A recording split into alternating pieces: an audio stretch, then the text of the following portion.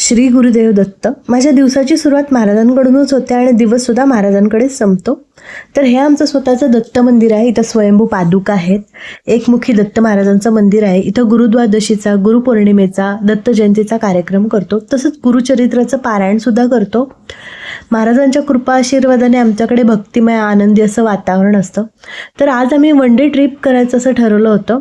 तर महाराजांचा आशीर्वाद घ्यावा आणि बाहेर पडावं असं ठरलं.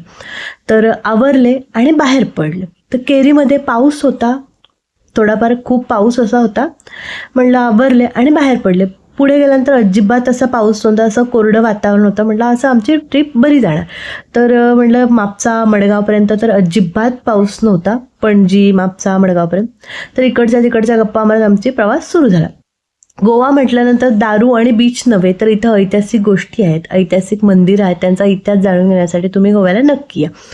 तर आम्ही पुढे गेलो, फातर्प्याला गेलो. फातर्प्याला इतका पाऊस सुरू झाला.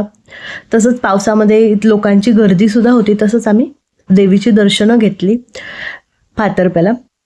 तिथे मखर उत्सव खूप छान असतो. तो नवरात्रीमध्ये खूप छान मखर उत्सव असतो. तुम्ही नवरात्रीमध्ये नक्की या. हा मखर आहे.